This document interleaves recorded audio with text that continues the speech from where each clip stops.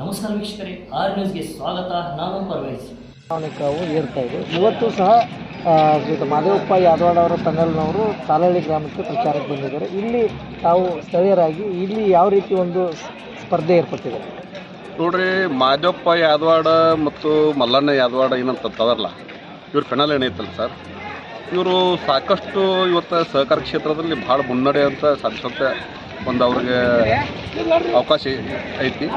ಮತ್ತು ಇನ್ನೂ ಅವರ ಮುಂದೆ ಒರಿತಾರೆ ತಿರುಗೇಶಿಂದ ನಮ್ಮಲ್ಲಿ ಎಲ್ಲ ಈ ಭಾಗದ ರೈತರು ಎಲ್ಲ ಸೇರಿದಾರೆ, ಅವ್ರ ಪರವಾಗಿನೇ ಇದ್ದಾರೆ. ಸರ್, ಇವಾಗ ಈ ಮಾದೇವಪ್ಪ ಯಾದವಾಡ ಪ್ಯಾನಲ್ನವರು ಹಿಂದೆ ಯಾವ ರೀತಿ ಎಲ್ಲ ಕೆಲಸಗಳು ಮಾಡಿದ್ದಾರೆ, ರೈತರಿಗೆ ಅವರಿಂದ ಏನೆಲ್ಲ ಪ್ರಯೋಜನಗಳಾಗಿವೆ ನೋಡ್ರಿ, ಮಾದೇವಪ್ಪ ಯಾದವಾಡವ್ರ ಪೆನಲ್ಲು ಅವ್ರು ಭಾಳಷ್ಟು ರೈತರ ಪರವಾಗಿ ಕೆಲಸ ಮಾಡಿದ್ದಾರೆ. ಅದು ಹೇಳ್ಕೊತ ಕೂತ್ರೆ ಭಾಳ ಅದಾವೆ. ಉದಾಹರಣೆ, ಸಕ್ರೆ ಫ್ಯಾಕ್ಟ್ರಿ ತುಕ್ಕು ಹಿಡಿದ ಕೇಸ್ ನಿಂತಿತ್ತು.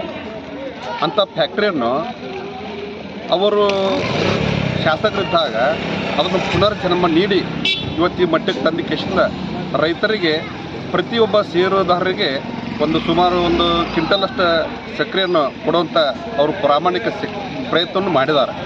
ಅದೇ ರೀತಿಯಾಗಿ ಇವತ್ತು ಯಾವುದಾರ ರೈತರಿಗೆ ಒಂದು ನೋವು ನಲಿವು ಆದರೂ ಕೂಡ ಯಾವುದೇ ಹಗಲು ರಾತ್ರಿ ಅನ್ನದೇ ಅವರಾಗಲಿ ಅವ್ರ ಕುಟುಂಬಸ್ಥರಾಗಲಿ ಬಂದ ಕೇಸಿಂದ ಅದನ್ನು ಪರಿಶೀಲನೆ ಮಾಡಿ ಕೇಸಿಂದ ಇಮಿಡಿಯೇಟ್ಲಿ ಅದಕ್ಕೆ ಏನು ಸವಲತ್ತು ಸಿಗಬೇಕಂತ ಕೇಸಿಂದ ಇರ್ತೈತಲ್ಲ, ಅದು ಇವತ್ತು ಮರಣ ಹೊತ್ತಿದ್ರು ಕೂಡ ಅದಕ್ಕೆ ಸಹಾಯಧನವನ್ನು ಕೊಡುವಂಥ ಶಕ್ತಿ ಅವರು ಕೊಟ್ಟಿದ್ದಾರೆ ಆ ಫ್ಯಾಕ್ಟ್ರಿಯಿಂದ.